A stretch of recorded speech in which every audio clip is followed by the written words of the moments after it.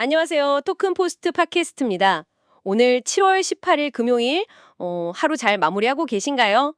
네, 편안한 저녁 시간 보내시길 바랍니다.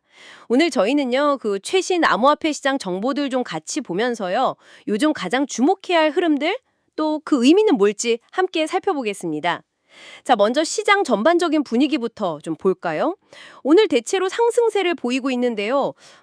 비트코인은 전날보다 한 1.63%그 정도 올라서 약 12만 3,500달러 선, 원화로는 1억 6,700만 원 정도에서 움직이고 있습니다. 근데 이더리움 상승세가 눈에 띄네요. 6.35%나 급등해서 3,655달러. 우리 돈으로 치면 이제 500만 원을 훌쩍 넘겼어요. 네, 맞아요. 이더리움 강세가 확실히 두드러지죠. 실제로 보면 비트코인 시장 점유율은 좀 줄었거든요. 아, 그래요? 네, 반면에 이더리움 점유율은 늘어났습니다. 이게 그냥 가격만 오른 게 아니고 뭐랄까 시장의 무게중심이 이더리움 쪽으로 조금씩 이동하고 있다. 뭐 이런 신호일 수 있어요. 아하, 수요 자체가 그쪽으로 몰린다는 거군요. 다른 주요 코인들도 분위기가 좋았는데요, 그럼? 리플, XRP는 무려 13% 넘게 급등했고요. 솔라나도 5.6% 이상 올랐습니다. 전반적으로 좀 투자 심리가 살아난 모습인데요. 네, 맞습니다. 전체 암호화폐 시가총액도 3조 9천억 달러 넘었고요. 거래량도 크게 늘었죠. 특히 그 선물이나 옵션 같은 파생상품 거래량이요. 이게 하루 만에 12% 이상 증가했어요. 12%요. 오, 그건 좀 흥미로운데요? 그렇죠. 이게 단순히 가격 상승만 따라가는 게 아니라 앞으로 변동성이 좀 있을 거다. 여기에 대비하거나 아니면 좀 더 적극적으로 베팅하려는 트레이더들 움직임이 활발해졌다. 뭐 이렇게 볼 수 있습니다. 그렇군요. 뭔가 시장에 활기가 도는 그런 느낌이네요. 자, 그럼 이런 분위기 속에서 저희가 주목할 만한 뉴스들 조금 더 깊이 들어가 볼까요? 가장 눈에 띄는 건 역시 그거 같아요. 지난 2분기 암호화폐 분야 투자 유치 금액이 100억 달러 돌파했다는 소식. 네, 3년 만에 최고치라고 하더라고요. 네, 이건 꽤 중요한 변화입니다. 단순히 X만 커진 게 아니고요. 그 배경을 보면 미국 정부의 규제 완화, 뭐 이런 기대감하고 맞물려서 기관 투자자들 참여가 좀 본격화되는 거 아니냐 이런 해석이 가능하죠. 아, 기관들이 들어오기 시작했다는 거군요. 왜?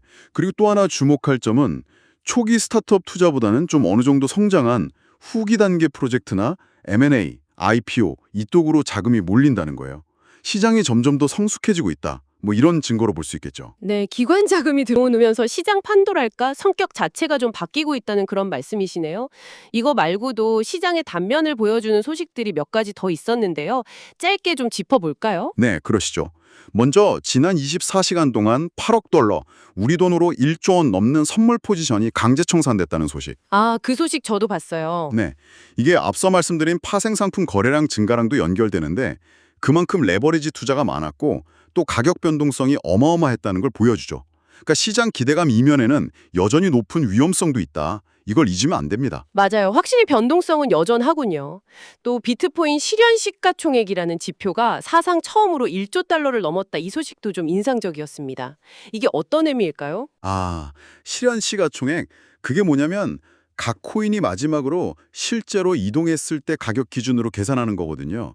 그래서 단순 시장 가격 변동보다는 네트워크에 진짜로 묶여있는 가치, 그러니까 좀 더 펀더멘털에 가깝다 이렇게 보는 시각이 많아요. 아하, 실제 가치다. 네, 이 지표가 꾸준히 올라간다는 건 뭐 투기적인 수요 말고도 실제 가치 저장이나 사용 기반이 좀 단단해지고 있다.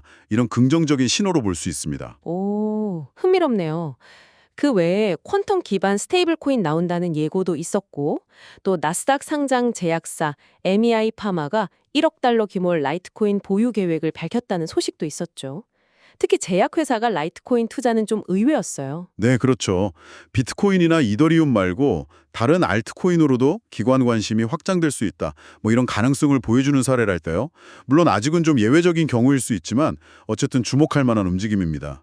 그리고 뭐 퀀텀 스테이블 코인이나 이더리움 10주년 기념 행사 소식 같은 것들은 생태계가 계속 커지고 있고 또 활발하게 움직이고 있다는 걸 보여주고요. 네, 종합해보면 시장은 여전히 변동성이 크긴 하지만 그 밑단에서는 기관 투자자들 들어오고 네트워크 가치 상승하고 생태계 확장되고 이런 긍정적인 흐름들이 꾸준히 나타나고 있다. 이렇게 정리할 수 있겠네요. 오늘 저희가 살펴본 정보들이 여러분의 투자 판단에 조금이나마 도움이 되셨기를 바랍니다. 네, 맞습니다.